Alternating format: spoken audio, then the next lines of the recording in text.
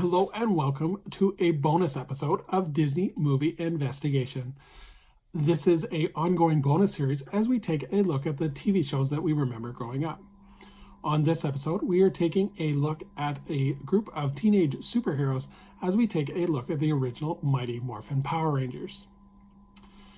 And if you are enjoying these videos, I do ask that you please hit that subscribe button. That way you'll be notified with each additional video. But for now, sit back and enjoy this episode of Disney Movie Investigation. So like I said, today we are covering the Mighty Morphin Power Rangers, and this was created by Hayao Saban and Shuki Levi. It was based on Koro Sentai Zer Ranger, Gosei Sentai Dia Ranger, and Ninja Sentai Kaka Ranger by the Toei Company. It was developed by Saban Entertainment and the Toei Company, and the production was Saban Entertainment, Renaissance Atlantic Entertainment, Toei Company, and MMPR Production Incorporated. And it was distributed by Saban International. And the original series aired from August 28, 1993 to November 27, 1995. Now let's take a look at the production history. So while on a business trip to Japan, Hayao Saban saw the TV show Chosone Bioman and thought that this would be a great American adaptation for a TV show. Himself, along with business partner Shuki Levi, produced a pilot Bioman project in August of 1986. They would shop the pilot around for the next 5 years, but no one seemed interested. Saban then found success in 1992 when he met Margaret Lucy, who was familiar with the Japanese TV show, and also she was an executive at 20th Century Fox. Fox did not have much faith in the project, however, but agreed to greenlight a project on the condition that if the pilot was unsuccessful, that Margaret Lucy would resign from her position. Levi and Saban then began working on another pilot using footage from Koro Sentai Zia Ranger, and the show would be titled Galaxy Rangers. The pilot was successful in test screenings with children, and Fox. The pilot was successful with test screenings with children, and Fox actually picked up the pilot along with 40 episodes on which Fox had the right to renew the series after those 40 episodes. So in terms of filming, the series was shot on location in Santa Clara and Los Angeles. The house of the book at Bardet's Barden Institute was used as the exterior location for the command center. And as part of the licensing agreement with Saban and the Toei Company, additional footage would be shot of the villain characters. This would allow more in-depth and close-ups because of the nature of the show. This was used to compensate for them not being able to interact with the main characters. The additional footage also included the Japanese actors speaking English lines phonetically to make the dialogue looping seem seamless. So the way this works is they use the Japanese footage from the Japanese television show and then intertwine it with the American footage that they shot. So during the later portion of season 2, the production actually moved to Sydney, Australia, so the cast could complete filming of Mighty Morphin Power Rangers the movie at the same time. So let's take a look at the cast. So we have Austin St. John, who plays Jason Lee Scott, who is the original Red Ranger. Walter Emmanuel Jones, who plays Zach Taylor, the original Black Ranger. David Yost plays Billy Cranston, the original Blue Ranger. Tai Trang plays Trini Kwan, the original Yellow Ranger. Amy Jo Johnson plays Kimberly Hart, the original Pink Ranger. Jason David Frank plays Tommy Oliver, the original Green Ranger. And then in season 2, which we'll get into a little bit more later, but the Red Ranger, Yellow Ranger, and the Black Ranger were recast. So Steve Cardenas plays Rocky DeSantos, the new Red Ranger. Johnny Young Bosch plays Adam Park, the new Black Ranger. Karen Ashley plays Aisha Campbell, the new Yellow Ranger. And then in season 3, Amy Jo Johnson had left the show, so Catherine Sutherland plays Catherine Hillard, the new Pink Ranger.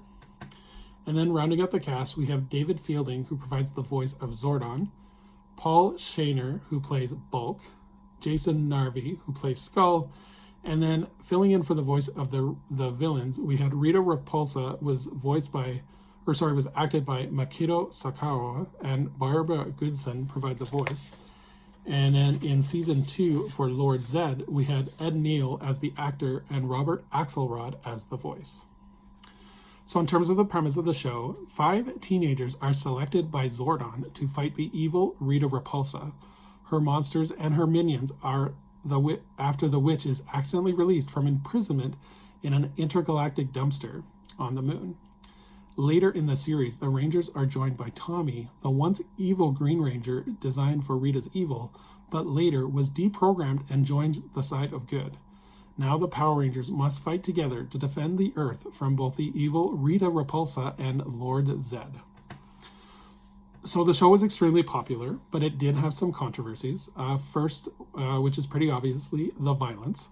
The show was popular with kids of all ages. However, the show did receive criticism from parental groups about the violence. The show aired before TV shows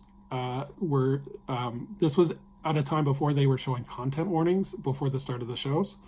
And in the United States, numerous complaints were made to the Federal Communications Commissions. In Canada, in 1993, YTV was the distributor, and when complaints were made to the recently formed Canadian Broadcast Standards Council, along with negative assessments from them, YTV removed the show from their lineups in November. Similar events occurred in other countries, such as New Zealand. So the show would eventually be retooled for Galaxy Rangers and Power Rangers in Space, where they would tone down the violence. Another controversy was the poor working conditions. This was a non-union series, and as a result, several problems arose during filming of the series. The original cast was subject to low pay, long hours, unfair contract, and hostile working environments. Because most of the cast were young and inexperienced actors, they had no lawyers or agents looking out for their best interests. In addition, none of the original cast received any royalty payments for episode reruns. Austin St. John, Tai Trang, and Walter Jones were the first to leave the series in the middle of the second season, stating low pay as the reason to leave. Austin St. John would go on to state that he would actually make more money working at McDonald's than he did working as an actor in this series. He even claimed that he was homeless for a while after leaving the series. The actors were also not receiving any compensation for any merchandise with their likeness, and that it was estimated that the merchandise that they would have received would have been over $1 billion. Amy Jo Johnson, the original Pink Ranger, would also leave the show in the middle of the third season, stating the same reason, along with concerns for her safety, as after she was almost set on fire during the filming of Mighty Morphin Power Rangers, the movie. And the last controversy is allegations of homophobia. David Yost, the original Blue Ranger, would leave the series after claiming there was homophobic attitudes among the production staff. This would prompt him to unsuccessfully undergo conversion therapy to attempt to change his sexuality. Now that we're all done with the negative, let's take a look at the positive. So the legacy. Mighty Morphin Power Rangers had their own touring stage show called Mighty Morphin Power Rangers Live on Stage. This was a stage show that ran from 1994 to 1995, and that would feature the second season team of Power Rangers as they would take on Lord Zed. The show would contain pre-recorded dialogue from the actual actors, while stunt actors were cast in the Power Ranger suits. A recording of the performance from Los Angeles was actually released as a home video exclusive, and the show went on tour, hitting cities like Toronto, Chicago, and New York. In terms of home video, the series would be released as packaged episodes on VHS tapes, where each tape would contain 2 to 3 episodes. The series has since been released on DVD box sets. Video games. There have been several video games released based on the Mighty Morphin Power Rangers, and these included on various systems, including Super Nintendo, Sega Genesis, Sega CD, Game Boy, PlayStation, Nintendo DS, PlayStation 2, and Game Gear. There was also comic adaptations, And in 1994 to 1995, Hamilton Comics released 3 separate series totaling 13 issues. Marvel Comics produced their own series, producing 2 different series.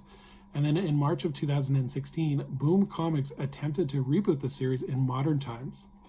And then finally, in July of 2017, Go-Go Power Rangers was released by Boom Comics. In terms of films, there was 2 theatrical movies released based on the series, Mighty Morphin Power Rangers, the movie, and Power Rangers. The Power Rangers, the original one was released in 1995, and the Power Rangers was released in 2017. We will cover the movies in their own separate videos, because at least the Mighty Morphin Power Rangers, the movie, is actually on Disney+. Merchandise. This was a huge seller, as like we talked about earlier, ranging over $1 billion in profit, as there was toys, Halloween costumes, books, like everything you can name. They were endless, from Power Rangers to the Zords to all the characters. So this was a huge popularity, and it showed with all the merchandise potential. So memory of the series. I myself was a huge fan of the Power Rangers when I was growing up, and I was at the right age, because I was kind of in that pre-teen area, and this is what I was the target demographic for this. I like how the series did have the action, along with several lessons that would teach preteens about issues such as popularity, being new, and how to protect the environment. I think all the actors did the best they could with what they had. My only negative is that I wish it had worked out with the original cast, as you can definitely see a dip after they leave, and I don't think the series was able to recover.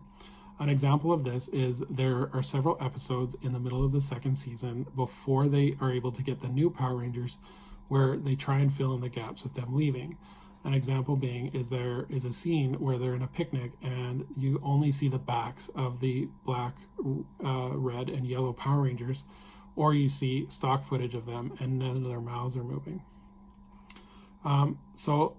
If you want to know more about the Power Rangers, at least the original ones, there is a great documentary series on Netflix called The Toys That Made Us, and they go into great depth about the formation of the Power Rangers and how popular they were.